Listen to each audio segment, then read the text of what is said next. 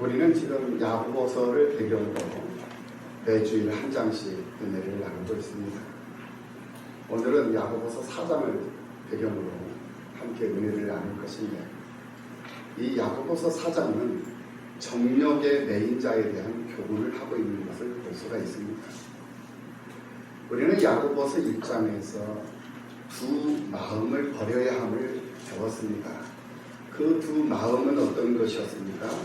첫째로 하나님을 의심하는 마음이었고, 두 번째로 갈등하는, 이럴까 저럴까 하는 두 마음, 그 마음을 버려야 함을 분명히 교훈을 얻었습니다.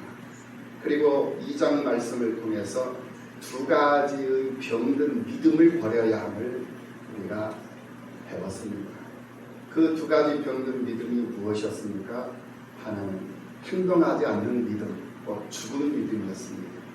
우리가 버려야 할 것입니다.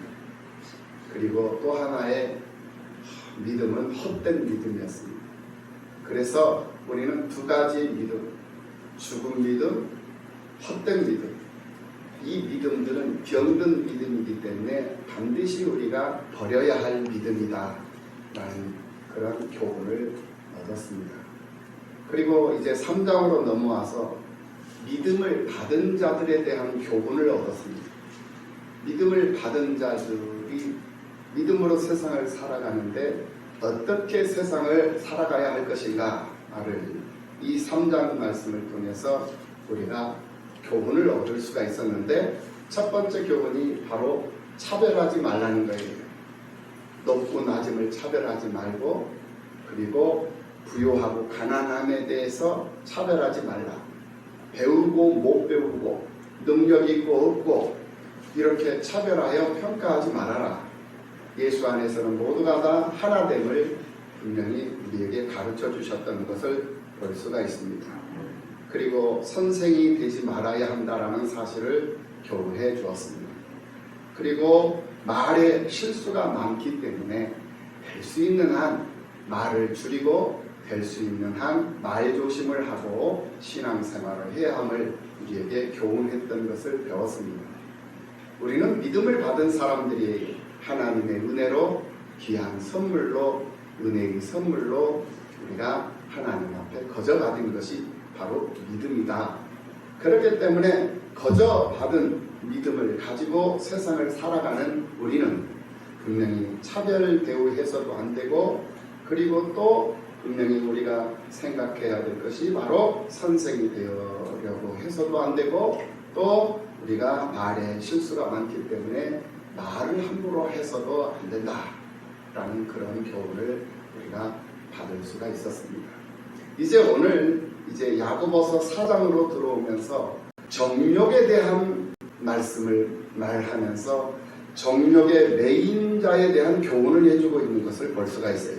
오늘 본문 1절 말씀에서 정욕의 매인자에 대한 교훈을 하시면서 첫 번째로 세상과 벗하지 말아라, 세상과 벗삼지 말아라 라는 교훈을 해주고 있는 것을 보게 됩니다. 하나님 앞에 구별되고 성별된 특별한 사람으로 우리는 세상을 살아가고 있어요.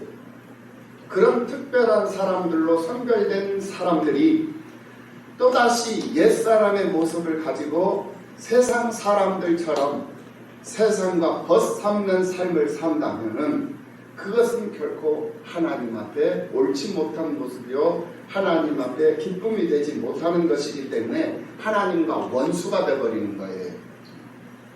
하나님 앞에 구원함을 받았어요. 구출함을 받았단 말입니다. 옮겨짐을 받았어요. 그리고 은혜를 입었어요. 그리고 믿음을 받았습니다. 그리고 성별되었어요. 그런데 다시 옛 모습, 하나님 앞에 구별되기 이전의 모습, 성별되기 이전의 모습, 믿음을 받기 이전의 모습으로 다시 돌아가가지고 세상을 벗삼고 세상을 살아버린다면 이것은 하나님 앞에 진노의 대상이 되고 하나님이 원수가 되어버린다는 것을 왜 기억을 못하느냐, 이것을 야고보 사도가 지금 우리에게 교훈을 해주고 있다라는 거예요. 여기서 말하는 이 싸움과 이 다툼, 이 1절에서 말하는 이 싸움과 이 다툼이 어디서부터 나오고 어디서부터 오느냐? 바로 너희 지체 중에서 싸우는 정욕으로부터 나는 것이 아니냐, 이렇게 말씀을 하고 있는 것을 보게 됩니다. 사람이 사는 이 사회는 가정과 직장 어디에서나 싸움과 다툼이 있기 마련이에요. 그것은 사람들이 무리를 지어 있기 때문에 그런 거예요. 그리고 교회라고 예외는 아닙니다. 그것은 교회에도 사람들이 모여 있기 때문에 그런 거예요. 그렇다면 이러한 싸움과 다툼이 어디서 나오는가? 오늘 본문 1절 말씀에서 정욕으로부터 나는 것이다 라고 말씀을 하고 있다라는 거예요. 이 정욕이라는 단어의 의미가 무엇입니까? 이 정욕이라는 것은 마음속에 일어나는 여러 가지 욕구를 말합니다. 여러 가지 욕구, 의식주에 대한 욕구, 그리고 성욕에 대한 그런 욕구까지 여러 가지의 등등을 의미하는 것, 그것이 바로 정욕이다 라고 우리가 정의를 해볼 수가 있을 것입니다. 사람은 편안함에 대한 목마름 속에서 늘 갈증하며 배고프며 배고파하며 불편해하고 어려운 것을 거부하는 그러한 마음들이 있습니다. 그게 사람들의 마음이에요. 그래서 세상에 있는 재물을 가지고는 어느 정도는 그 욕구를 충족시킬 수 있지만은 그것 또한 한계가 있어요. 그래서 100% 그 사람에게 충족을 못 시켜준다는 거예요. 한 부분 정도는 가능하지만 그 이상은 못해요. 그 이유가 뭐냐? 사람은 영물이에요. 영물. 영적 동물이다 말입니다. 그렇기 때문에 영적인 부분, 육적인 부분은 채워질 수 있지만은 영적인 부분은 결코 이 재물 가지고, 이 세상 물질 가지고는 결코 채워줄 수가 없다라는 거예요. 그렇기 때문에 사람은 늘 갈증 속에서 목말라하며 번뇌하고 고민하고 근심하며 잠 못 이루는 삶을 살아가고 있는 거예요. 그것은 가진 자도 마찬가지고 갖지 못한 자도 마찬가지고 병든 자도 그렇고 건강한 자도 그렇고 성공한 자도 그렇고 실패한 자도 그렇다라는 거예요. 그래서 사람은 아무리 먹어도 채워지지 않고 아무리 보아도 아무리 쌓아도 채워지지 않는 그런 빈 구석이 있다라는 거예요. 왜 그럴까? 그것은 바로 영물이기 때문에, 영적인 동물이기 때문에 그렇다라. 만물의 영장으로 하나님께서 만들어 놓으셨기 때문에 그렇다라는 거예요. 그래서 오직 하나님이 주시는 신령한 선물로만 채울 수 있는 영적인 영역이 있기 때문에 사람은 채워지지 않는 목마름과 배고픔으로 늘 고민하고 고민하며 살아간다라는 거예요. 이로 인하여서 믿음이 부족한 사람들은 욕심과 탐욕의 유혹에 넘어져 가버립니다. 넘어져 버립니다. 이 때문에 야고보는 오늘 본문 2절 말씀에서 너희는 욕심을 내어도 얻지 못하며 살인하고 시기하여도 능히 취하지 못함으로 다투고 싸우는도다 라고 말씀을 하고 있는 것을 보게 됩니다.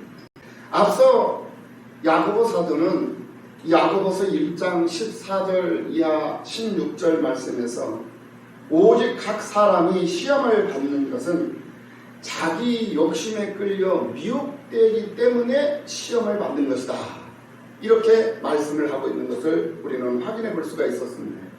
그러면서 15절 말씀에서 욕심이 잉태한 즉 죄를 낳고 죄가 장성한 즉 사망을 낳느니라. 16절 말씀에서 내 사랑하는 형제들아 속지 말아라.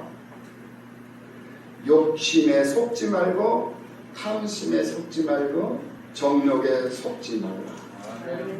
그리고 두 마음을 버려야 한다 라고 강조를 하고 있는 것을 우리는 분명히 확인을 해볼 수가 있었습니다.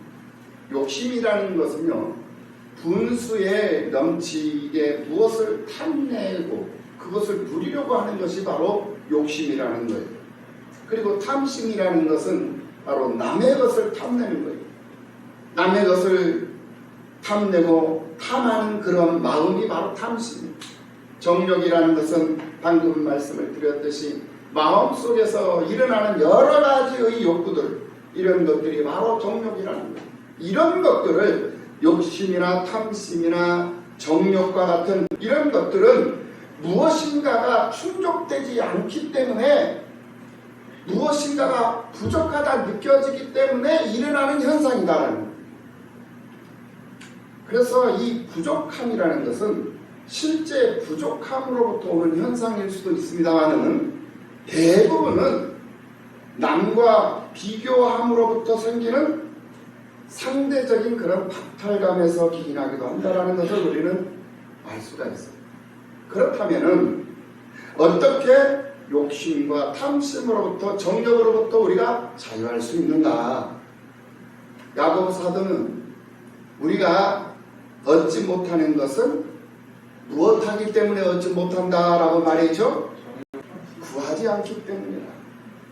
구하지 않기 때문에 얻지 못하는 것이다 라고 분명하게 말씀을 해주고 있습니다. 앞서 야고보 1장 5절 말씀에서 너희 중에 지혜가 부족하거든 모든 사람에게 후히 주시고 꾸짖지 아니하시는 하나님께 구하라 그리하면 주시리라. 분명히 말씀하신 것을 우리는 기억하고 있습니다. 우리가 구해도 받지 못하는 것은 우리가 정력으로 쓰려고 잘못 구하기 때문일 수도 있고, 우리가 구하는 것도 구하는 동기가 바르지 못하기 때문에 받지 못하는 것일 수도 있다. 우리는 세상과 보시되면 안 되는 이유가 있습니다. 그것은 마태복음 16장 4절 말씀에서 말씀하신 대로 이 세상이 악하고 음란한 그러한 세상이기 때문에 그런 거예요. 그래서 음란하다라는 이 의미는 하나님을 떠나서 우상하게 절하고 우상을 숭배하는 것이 세상과 벗됨을 의미하는 거예요. 음란하다라는 것을 의미한다라는 거예요.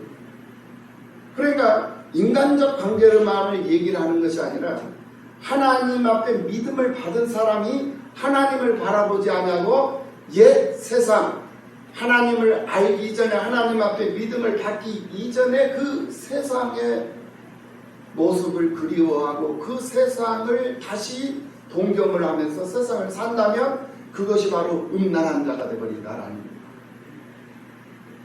그래서 마태복음 6장 24절 말씀에서 분명히 우리에게 말씀을 하고 있는 것을 봅니다. 한 사람이 두 주인을 섬기지 못할 것이니 혹 이를 미워하고 저를 사랑하거나 혹 이를 중히 여기고 저를 경히 여김이라. 둘 중에 하나는 그렇다라는 거예요.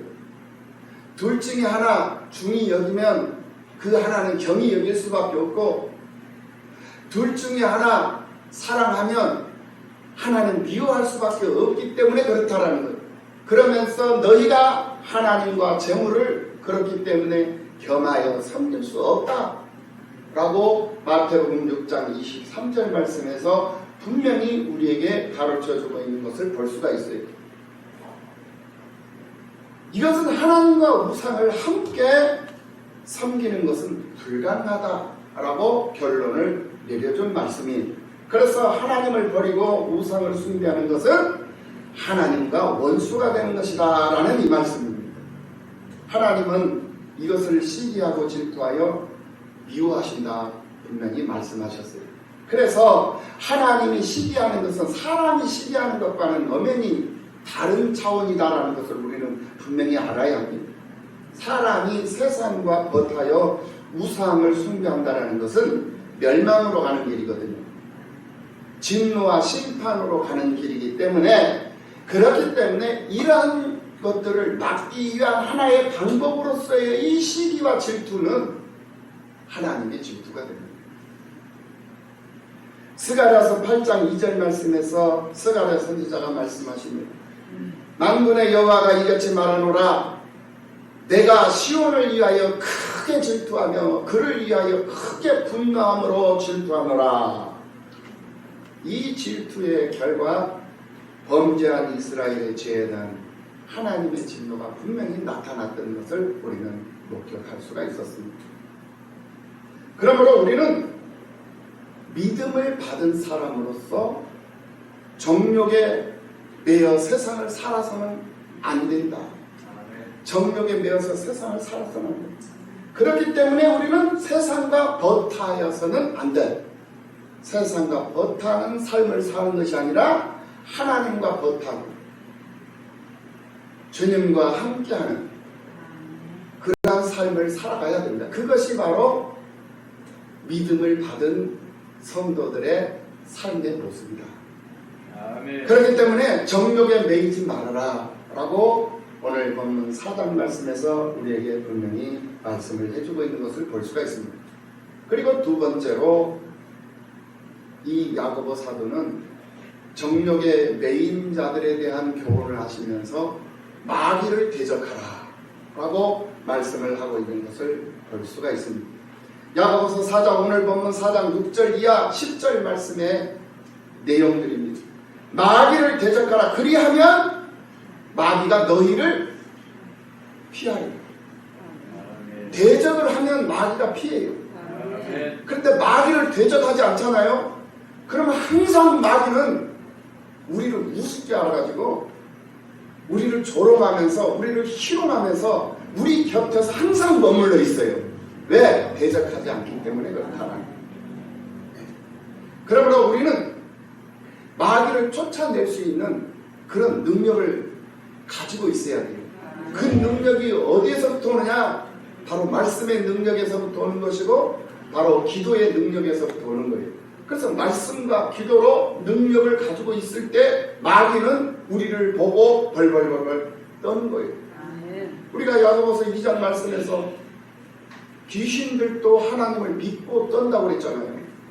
그러니까 우리도 하나님을 믿고 귀신들도 하나님을 믿어요. 그런데 우리는 하나님을 믿고 즐거워하고 하나님한테 감사하잖아요.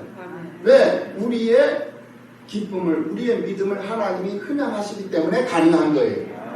그런데 마귀들은 떨어요. 왜 떠느냐? 하나님이 그들의 믿음을 흠양하시지 않아요. 믿음을 받을 자들에게 하나님은 받는다. 영광을 받을 자들에게 받고 찬송을 받을 자들에게 받아요. 재물을 받을 자들에게 재물을 받는 하나님이셔요. 아무에게나 재물을 받지 않습니다. 아무에게나 영광을 받지 않아요. 마귀들도 믿고 오늘 우리들도 하나님을 믿는데 마귀들은 두려워 떨어. 왜? 하나님이 그들을 받아들이지 않기 때문에 두려워서 떠는 거예요. 그렇기 때문에 오늘 우리들도 예수의 이름을 힘입고 우리 주변에서 서성거리고 슬렁거리고 우리를 조롱하고 우리를 희롱하고 비웃는 이 마귀들을 분명히 대적을 해야 된다. 그리하면 이 마귀들이 우리를 두려워해요. 그래서 우리 주변에서 어슬렁거릴 일이 없어요. 가까이 하려고 생각을 안 해요. 왜? 가까이 있으면 우리를 그들을 대적을 해버리기 때문에 그래서 두려워하는 거예요. 그래서 마귀가 우리를 두려워하게끔 만들어야지 마귀가 우리를 우습게 그렇게 알도록 보잘것없는 그런 모습으로 세상을 살아버리면 그 인생은 그 하나님 앞에 믿음을 받은 그 인생은 부끄러운 인생이 되어버리는 거예요. 오늘 이 거룩한 주일에 내가 하나님 성전에 나와서 산제사로 예배를 드려야 할, 그래서 온전한 주일을 성수해야 할 그런 사명을 가지고 있는 사람들이, 그런 사명을 가지고 있는 그런 사람들이 하나님께서 정해주시고 맡겨주신 예비처, 보호처 안으로 들어와서 양육을 받지 않고 교육과 훈련을 통해서 성장해야 될 그런 성숙한 그런 믿음의 사람들로 성장해 가야 할 그런 사람들이 이 주일 성수를 하지 않냐고 일터에 나가 있고 직장에 나가 있고 자기 일에 빠져 있다. 이거 하나님 앞에 믿음을 받은 사람들의 모습이 아니라는 거예요. 이것을 우리가 경계해야 해요. 그래서 정욕에 매인 자들에 대한 교훈을 이 야고보가 이 야고보 4장에서 분명히 우리들에게 가르쳐주고 있다라는 거예요. 이 말씀을 받은 자들은 이 삶 속에 믿음으로 세상을 살아가는 사람들의 삶 속에 한 사람으로서 부끄럽지 않는 삶을 살아가야 될 줄로 믿습니다. 그 두 번째 방법이 바로 마귀를 대적하는 방법이에요. 마귀는 어떻게 하면 우리를 넘어지게 할까? 어떻게 하면 하나님의 자녀된 자로서 하나님의 사랑을 듬뿍 받는 그 사랑을 어떻게 하면 하나님과 둘 사이에 떼어놓을까 하는 그런데 아주 머리를 쓰고 있고 그런데 연구하는 데 탁월한 그런 재능을 가지고 있는 그런 존재가 바로 마귀라는 존재예요. 그래서 하나님과 어떻게 하면 떨어뜨릴까? 어떻게 하면 하나님과 좋은 사이를 갈라놓을까? 그래서 주일날 교회 나오는 것도 못 나오게 다른 여러 가지 요소들을 던져놓고 거기서 한 가지만 적용이 되면 끝나버리는 거죠. 일거리를 주든지 아니면 사업거리를 주든지 아니면 누구를 만나게 해주든지 뭘 하든지 그런데 실상 그 상황 속에서 예배를 드리지 않냐고 다른 일을 하면 결과가 없어요. 그냥 시간만 낭비해버리고 그 하루만 그냥 지나가 버리는 그런 경험을 안 해본 사람들은 그걸 몰라. 그런데 믿음의 선배들이 그런 경험을 많이 해본 선배들이 바로 하나의 사례로 성경에도 기록이 되어져 있고 또 하나의 선배들의 간증들을 통해서도 우리가 그걸 접하면서 살고 있잖아요. 그리고 우리가 지금 삶의 현장 속에서 그것을 경험하면서 살고 있잖아요. 그걸 체험하면서 살고 있어요. 그래서 하나님의 은혜가 더디 임하는 것 같지만은 절대 그렇지 않아요. 더디 임하는 것 같지만은 그렇지 않더라도 서서히 나도 모르는 사이에 나의 건강으로 하나님 보상해 주시고 나의 자녀들에게 보상해 주시고 나의 집안을 통해서 나의 사업장을 통해서 여러 가지 요소들을 통해서 하나님이 나의 믿음에 대한 그런 보상, 믿음에 대한 영광 이런 것들을 다 흠양하시고 보상해 주신다. 우리는 그것을 누리면서 지금 살고 있는 줄로 믿습니다. 그러므로 마귀를 대적해야 돼요. 마귀를 대적하지 않으면 우리는 믿음을 받은 사람이다 라고 말할 수가 없는 거예요. 우리가 세상과 보다지 않고 하나님을 가까이 해야 하는 이유가 무엇인가? 그것은 하나님을 가까이 하면 가까이 할수록 하나님은 더 큰 은혜를 우리에게 부어주시기 때문에 그렇다라는 거예요. 그래서 우리가 에베소서 1장 4절 이하 5절 말씀을 보면은 곧 창세전에 그리스도 안에서 우리를 택하사 우리로 사랑 안에서 그 앞에 거룩하고 흠이 없게 하시려고 5절 그 기쁘신 뜻대로 우리를 예정하사 예수 그리스도로 말미암아 자기의 아들들이 되게 하셨으니 라고 말씀을 기록해 놓은 것을 볼 수가 있습니다. 이 말씀은요 마태복음 1장 16절 이하 17절 말씀 사이에 들어가 있는 거예요. 14대로 끝났어요. 예수 그리스도로 인해 가지고 14대로 끝났어요. 그런데 세보니까 13대밖에 안 돼요. 그리고는 17절에서 14대 분명히 그랬거든요. 그럼 16절에서 세보니까 예수 그리스도니라 했는데 보니까 13분밖에 없어. 한 분이 빠져 있어요. 한 분이. 그 한 분이 누구냐? 오늘 에베소서 1장 5절 말씀에서 말씀하신 답이에요. 그 기쁘신 뜻대로 우리를 예정하사 예수 그리스도로 말미암아 자기의 아들들이 되게 하셨다. 아멘. 우리는 예수 그리스도의 자녀가 돼 있어요. 아멘. 그래서 예수 그리스도의 족보 안에 우리가 들어가 있다는 거예요. 아멘. 그래서 우리까지 해서 14대가 되는 거예요. 아멘. 이런 영광이 어디 있습니까? 이런 축복이 어디 있어요? 그래서 하나님의 은혜는 우리가 측량할 수 없는 은혜다라고 노래하면서 살 수가 있는 거예요. 그런데 마귀는 우리가 실패하고 넘어질 때 우리를 보면서 형편없는 녀석이다라고 비웃어요. 그러면서 하나님을 떠나 세상으로 나가라고 자꾸 우리를 부추게 해요. 출애굽한 이스라엘 백성들이 광야에서 적응을 못하고 살 때 얼마나 어려웠어요. 그래서 그 이스라엘 백성들이 광야에서 불평불만을 하잖아요. 그리고는 애굽에 있을 때가 좋았다. 다시 애굽으로 돌아가자. 이런 불평과 불만을 했었어요. 그러니까 그런 모습과 똑같은 거예요. 예수를 믿게 되니까 어떻게 더 막 모든 일이 형통할 것 같고 모든 일이 다 잘 될 것 같은데 오히려 더 어려움이 많은 것 같고 오히려 더 되는 일이 안 되는 것 같고 막 그런 착각이 들고 그런 느낌이 막 들어. 그런 잘못된 생각이 들고 그런 막 이상한 생각, 불신에 하나님을 의심하게 되고 두 마음을 품게도 막 이게 마귀들이 지금 현재 옆에서 막 두글두글 이 마귀는 무리를 이룬다고 그랬어요. 사단은 하나예요. 근데 이 마귀는 무리를 이루고 있어요. 그런데 이 귀신은 군대를 이루고 있어요.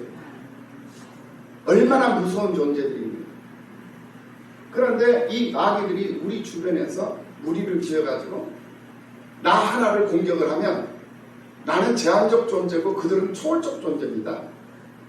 1대1로 붙어도 우리는 그들을 이길 수가 없어요. 그런데 무리를 지어가지고 우리를 에워싸서 우리를 미혹하고 우리를 넘어지게 하는데 어떻게 우리가 그걸 감당해낼 수 있겠습니까? 그래서 예수를 믿다가도 교회를 나갔다가도 다시 세상으로 가버리는 거예요. 마귀들의 유혹에, 마귀들의 그 장난에, 그 속임수에 속아서 야, 애굽이 좋더라. 다시 애굽으로 돌아가자. 애굽에 돌아가면 거기는 고기도 있고 먹을 것도 많고 발도 뻗고 잠을 잘 수도 있고 좋더라. 그리 다시 돌아가자. 다시 돌아가 버리는 경우들이 많이 있다. 그래서 이 마귀의 유혹과 이 마귀의 이 미혹에 빠지면 그 사람은 결국 실패한 사람이 되어버립니다. 하나님의 사람으로서 하나님 앞에 믿음을 받은 자로서 하나님 앞에 부끄러운 사람이 되어버리고 만다라는. 이제 이 마귀에 대한 그 개념을 우리가 분명히 새로운 정리를 해야 돼요. 어떻게 우리가 정리를 해야 되느냐?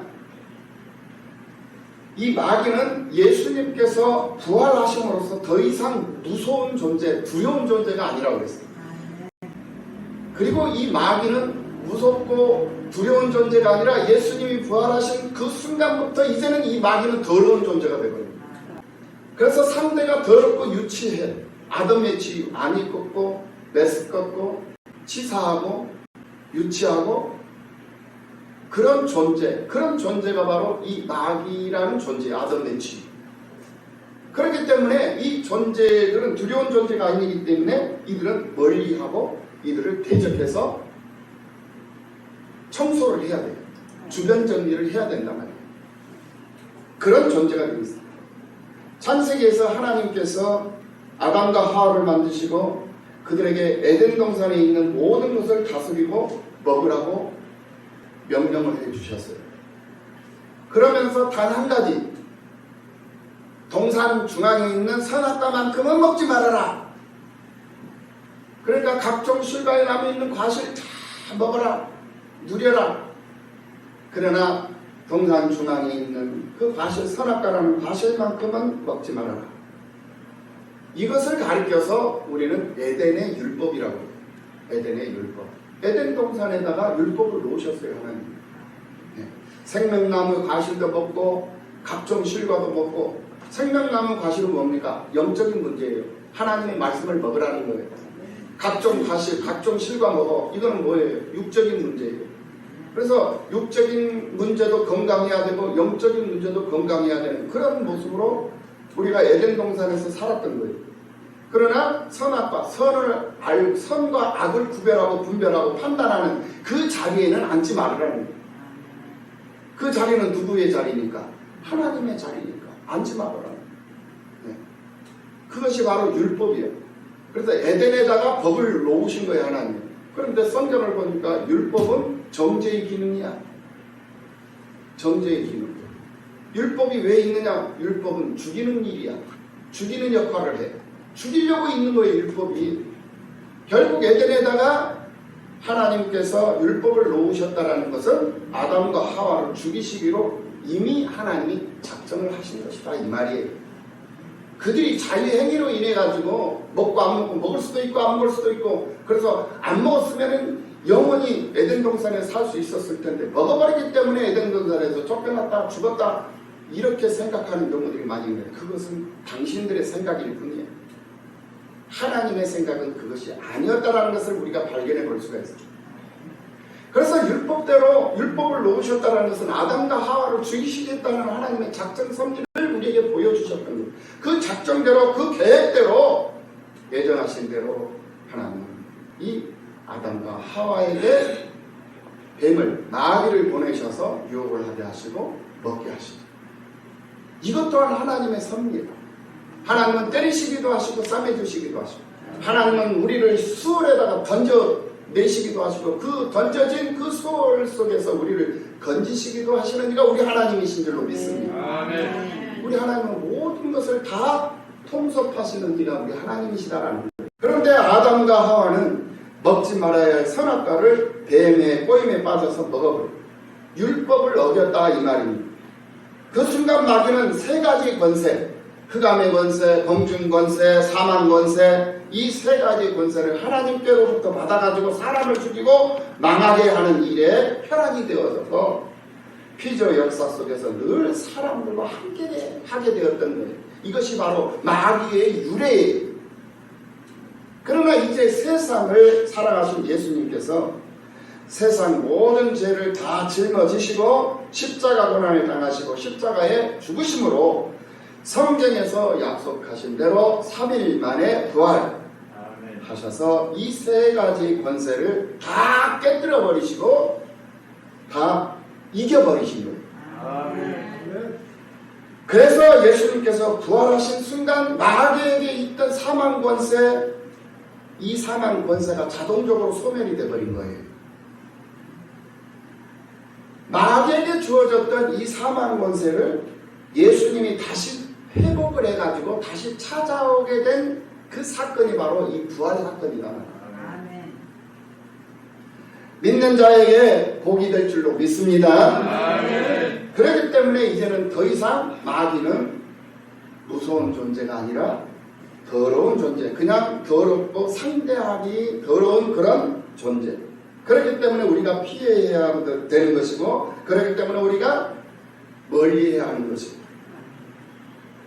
그래서 이 더러운 이 마귀라는 이 존재는 지금도 우리 몸에 들어와서 우리들에게 더러운 병을 주고, 지금도 우리들의 삶 속에 와가지고 우리를 불안하게 하고 우리를 방해하고 우리로 유익한 삶을 살지 못하도록 늘 부정적인 생각을 하게 되고 불평을 하게 되고 불만을 갖게 하고, 그래서 더러운 죄를 짓게 하고 우리를 피폐하게 하고 우리를 망하게 하는 일에 혈안이 된 그러한 모습으로 늘 우리와 함께 우리 주변에서 어슬렁거리면서 지금 현재 살고 있다는 거예요. 이스라엘 백성들이 그 목축업을 하잖아요. 네, 그래서 이 양들을 이렇게 키우면서 양들을 키우면서 양들을 이제 몰고 다니면서 푸른 초장으로 몰고 다니면서 양들을 먹이죠. 이 무리를 다 지어가지고 양들을 몰고 가면 조금 멀리 떨어진 곳에는 항상 맹수들이 따라다녀요. 이 양무리들 옆에는 항상 무서운 늑대 사자들, 무서운 하이에나들이 늘 버글버글 거리면서 따라다닌다는 것을 알아야 된다. 양무리. 그래서 그 양무리들 속에서 하나라도 이탈이 되잖아요. 그럼 맹수들의 표적이 돼요. 이 교회 생활도 마찬가지입니다. 하나님께서 구원해서 믿음을 주신 그 자녀들을 하나님이 이 예비해 놓으신 보호처, 이 교회로 지금 넣어 놓으신 거거든요. 아멘. 그래서 이 교회에서 우리가 훈련과 양육, 교육을 통해서 양육을 받아요. 성숙해 간단, 성장해 간단 말입니다. 그런 과정 속에서 이 무리들 속에서 조금만 내가 이탈이 되고 조금만 내가 뒤처지고 조금만 내가 앞서버리면 그 무리들에서 벗어난 존재가 되어버리기 때문에 주변에 있는 맹수들의 표적이 되는 것처럼 마귀들의 표적이 되어버려요. 그걸 알아야 돼요. 절대 그래서 무리에서 이탈하려고 생각을 말아요. 벗어나려고 생각, 뒤처지지도 말고 앞서지도 말고 함께 가라는 거예요. 함께. 기도할 때 함께 기도하고 찬송할 때 함께 찬송하고 제주도 갈 때 함께 제주도 가고 물론 특별한 상황 때문에 또 못 가신 분들은 오늘 우리 목사님 기도해 주신 것처럼 마음으로 기도로 함께 동참하고 함께 했어요. 그러면 되는 거예요. 그러면 같이 하는 거예요. 어떤 모습이든지 마음과 생각은 하나로 굳어져 있고 하나로 결합되어져 있고 연합되어져 있다라면 그것이 바로 하나님의 기쁨이 되는 줄로 믿습니다. 아멘. 그래서 이 마귀들에 대한 개정을 우리가 분명히 하고 이 마귀는 대적을 해서 분명히 쫓아내버려야 하는 존재다라는 것을 우리가 기억하며 세상을 반드시 믿음을 받은 자답게 세상을 살아야 된다는 것을 우리는 기억하고 세상을 살아가야 한다는 것.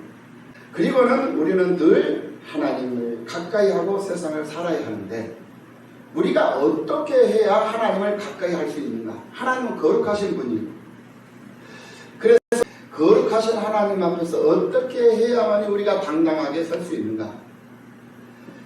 오늘 이 야고보 사도가 하시는 말씀이 있어요. 오늘 본문 8절 말씀입니다. 오늘 본문 4장 8절 말씀. 하나님을 가까이 하라. 그래하면 너희를 가까이 하시리라. 죄인들아 손을 깨끗이 하라. 두 마음을 품은 자들아 마음을 성결케 하라. 9절 말씀. 슬퍼하며 애통하며 울지어라. 이게 뭡니까? 이게 뭐예요? 하나님을 가까이 하는 방법이에요. 슬퍼하며 애통하며 울지어라. 손을 깨끗이 해라. 두 마음을 품은 자들아 마음을 성결하게 하라. 두 마음을 버리고 한 마음을 가져라. 그리고 슬퍼해라. 그리고 애통해라. 울어라. 이게 뭐예요? 하나님 앞에 부르짖어 간구하라 이거예요. 말로만 주여 하나님 나를 용서해 주옵소서 하지 말고 온 몸으로 온 마음으로 온 삶으로 예물을 드리면서 자기의 모든 것을 드리면서 하나님 앞에 기도하고 간구하고 부르짖고 눈물을 흘리며 통곡하며 애통하며 하나님 앞에 기도하라. 그리고 너희의 웃음을 애통으로 바꿔라. 이 말은 세상 즐거움을 말하는 거예요. 세상 즐거움. 세상에서 얻어지는 기쁨, 세상 것들로부터 얻어지는 그런 즐거움, 그런 웃음, 이런 것들을 애통으로 바꾸고 세상 노래를 하나님을 노래하는 찬양으로 바꾸고 너희의 즐거움을, 세상적 즐거움을 너희의 근심으로 바꾸라 이거야. 근심으로. 이 말이에요. 그러면서 10절 말씀, 주 앞에서 낮추라. 주 앞에서 너를 낮추라는 거예요. 그래야만 주께서 너를 높여주실 것이다 이 말. 아멘. 낮춰. 교만하지 말아라.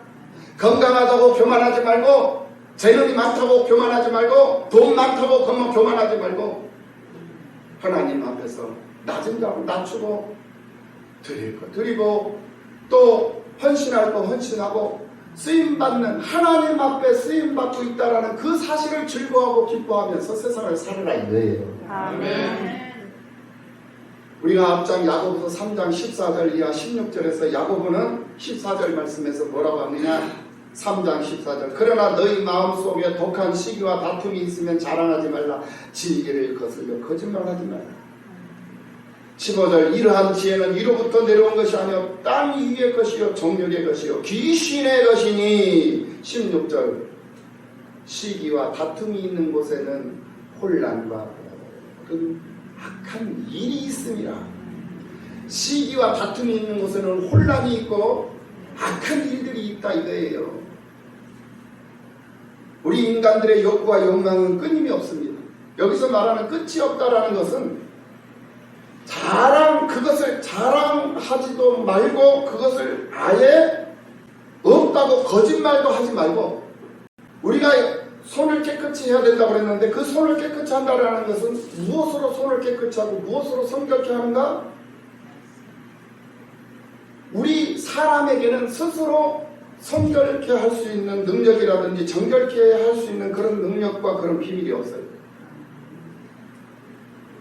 그래서 우리가 성결하게 되고 깨끗하게 되기 위해서는, 깨끗함을 받기 위해서는 하나님의 말씀과 기도밖에 없다는 거예요.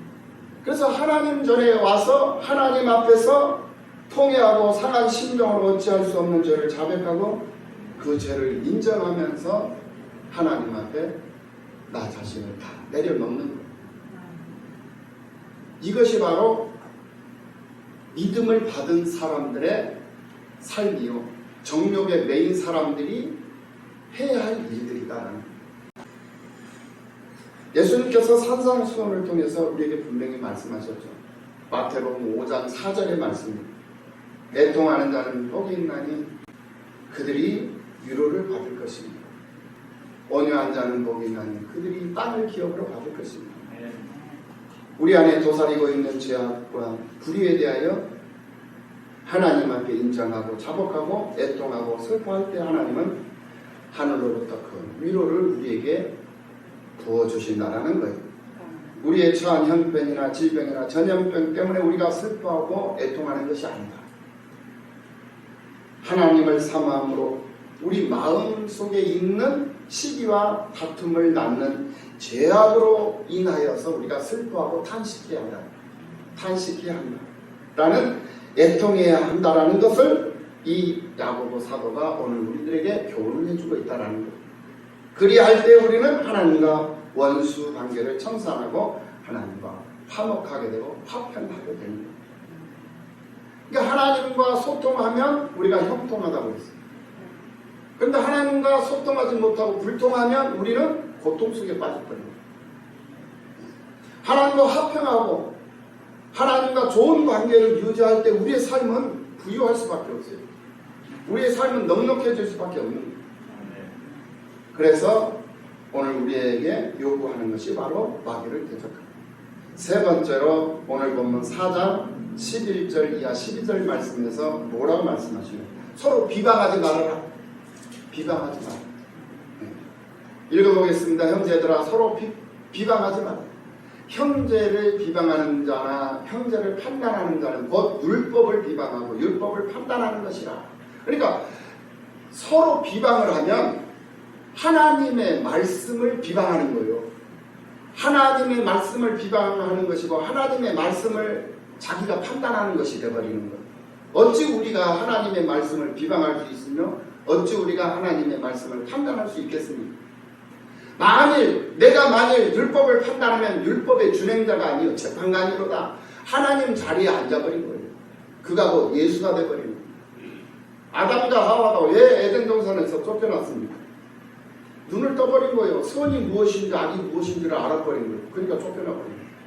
선이 무엇이고 악이 무엇인가를 알 수 있는 존재는 하나님 한 분밖에 없거든요. 하나님의 자리예요. 그러니까 율법을 비방하고 율법을 판단하는 것도 재판관이 됐다라는 거거든요. 우리는 율법의 준행자예요. 할렐루야. 우리는 율법을 지켜야 하는 준수해야 할 준행자예요. 준행자인데 준행자가 재판관이 돼버리고 있다라는 거예요. 얼마나 하나님 앞에 교만한 자냐. 그러면 안 된다라는 거예요. 그것이 바로 정욕의 매인 자들에 대한 교훈 세 번째였어요. 그리고 마지막으로 네 번째 13절 이하, 야고보서 4장 13절 이하 마지막 17절까지 내용. 허탄한 생각을 버려라. 허탄한 생각을 버려라. 14절 말씀을 봅니다. 내일 일을 너희가 알지 못하는도다. 너희 생명이 무엇이냐? 너희는 잠깐 보이다가 없어지는 안개니라. 15절 너희가 도리어 말하기를 주의 뜻이면 우리가 살기도 하고 이것이나 저것을 하리라 할 것이거늘 이제도 너희가 허탄한 자랑을 하니 그러한 자랑은 다 악한 것이라. 그러니까 허탄한 생각은 악한 것이다. 허탄한 생각은 악한 것이기 때문에 그 악한 생각을 버려라. 생각 자체를 버리라. 17절 말씀. 그러므로 사람이 선을 행할 줄 알고도 행하지 아니하면 뭐다? 죄다. 무엇이 죄다? 죄란 무엇인가? 선을 행할 줄 알고도 행하지 아니하는 것이 죄다. 무엇이 선이에요? 선한 것이 무엇입니까? 하나님 앞에 예배하는 것이 선한 것입니다. 맞지요? 하나님 앞에 기도하는 것이 선한 것이고 예수 이름으로 예수를 노래하는 것이 선한 것이에요. 다른 게 아니에요. 근데 그것을 해야 된다는 것을 알면서도 주일 성수를 해야 된다는 것을 알면서도 하지 않아. 전도해야 된다는 것을 알면서도 전도도 안 해. 기도해야 된다는 걸 알면서도 기도도 안 하고 11조 생활 해야 된다는 걸 알면서도 11조 생활 안 해. 해야 된다는 걸 알면서도 안 해. 내가 정말 하나님의 사람들을 위해서 하나님이 기뻐하는 사람들을 위해서 내가 헌신하고 내가 봉사하는 일에 내가 쓰임을 받아야 그것이 기쁨이고 그것이 하나님이 기뻐하시는 것이고 하나님이 그것을 유익하게 여기시는 것이라는 것을 우리가 알고 있는데 그럼에도 불구하고 봉사하는 일을 하지 않아. 참여를 안 해. 교제도 안 해. 예배 시간 딱 맞춰서 들어와가지고 예배 끝나자마자 그냥 바람처럼 사라져. 바람처럼 왔다가 이슬처럼 가버리면서 그런 사람이 되어서는 안 됩니다. 예배의 완전한 예배, 온전성, 예배의 온전성은 바로 교제가 있어야 됩니다. 예배를 마치면 교제를 해야 돼요. 이 교제는 세상적 교제, 인간적 교제를 말하는 게 아니에요. 하나님의 말씀을 받았으니 그 받은 말씀을 서로 나누고 서로 섬기고 나누고 섬기고 그래서 우리 교회가 나눔과 섬김 교회 아닙니까? 예배를 온전히 이루는 교회, 예배를 완성시키는 교회. 무엇이 죄다? 선을 행할 줄 알고도 행하지 아니하면 죄다. 선이 무엇입니까? 다시 정리를 합니다. 선은 주일 성수예요. 주일 성수하고 예배자예요. 예배 드리기를 즐거워하고 찬송하고 기도하고 전도하고 하나님 앞에 감사하면서 살고 절기를 지키고 10의 1조를 구별해서 하나님 앞에 드릴 줄 알고 재능도 구별해서 드릴 줄 알고 자기에게 붙여주신 사람들을 몰고 와서 데리고 와서 끌고 와서 하나님 전에다가 무릎 꿇히고 머리 숙이게 해서 그들에게 기름부 안수할 수 있는 그러한 사람, 그런 사람이 바로 선을 행하면서 사는 사람들이다 이 말이에요. 그런 모습으로 쓰임받을 수 있는 모두가 다 되셔서 하나님의 기쁨이 되시기를 예수님의 이름으로 축원합니다.